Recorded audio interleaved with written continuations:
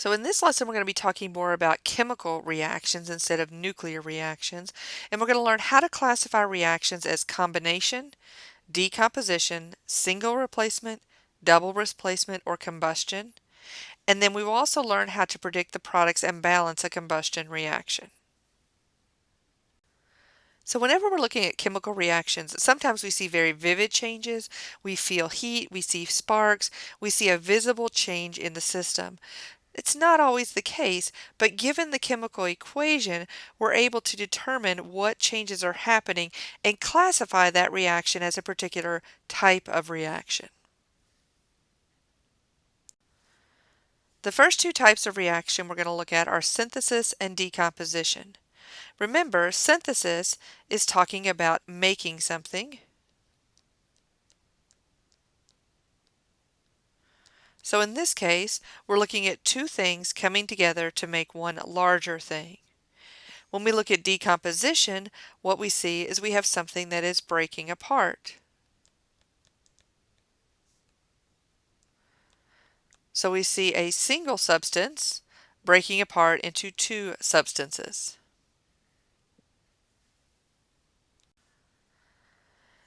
Single and double displacement are where we're swapping out who's paired up with who. In a double displacement, what we see is that both substances, both reactants, swap partners. So in this case, this person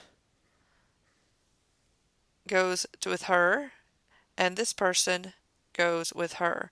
So they have swapped partners. So that is a double displacement because it happens for both of our reactants.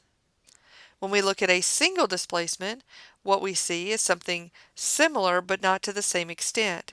Here we see that in this case, she has replaced her in the reaction. So we had a molecule and an element, and in the end we have an element and a molecule, but the way the molecule is formed is with different elements. So let's look at some specific examples of each type of reaction. So when we have synthesis, notice we have two things, two reactants, and we form one product. We know that the coefficients are there to balance the equation, but we're worried about the number of unique species present. So this is a synthesis reaction because we have iron and sulfur coming together to form iron sulfide. For a decomposition, we have a molecule that's breaking down, in this case, into elements, but the key is that it's breaking down. The products of a decomposition reaction may be elements, but they also may be smaller molecules. For a single displacement, here we have hydrogen and chlorine paired together. We notice that the zinc comes in to interact with the chlorine and ejects the hydrogen. So now the hydrogen is by itself, and we have zinc chloride as our product. For double displacement, we see that the nitrate group and the chloride group essentially switch cations. The chloride is now partnered with the silver, and the nitrate is now partnered with the sodium.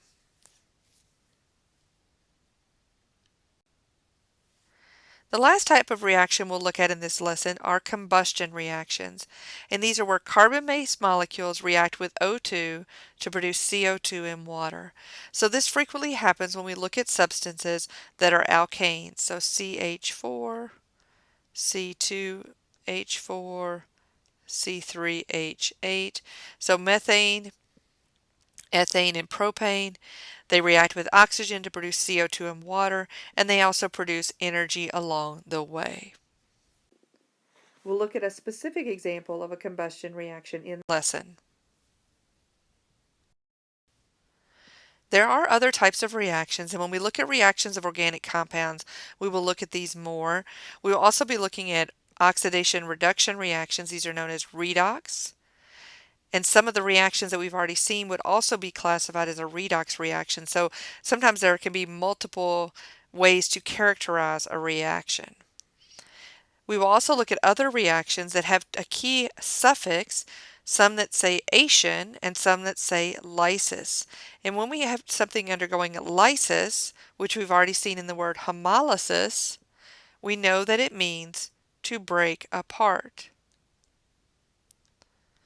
So when we go hydrolysis, we see that hydro means water, lysis means break apart. Glyco deals with glucose, lysis means it's breaking apart. When we look at ation, it means to add.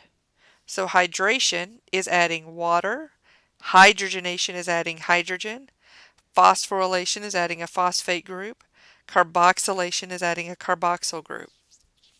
So we'll explore these types of reactions more in depth as we move through organic reactions and later in biological molecules.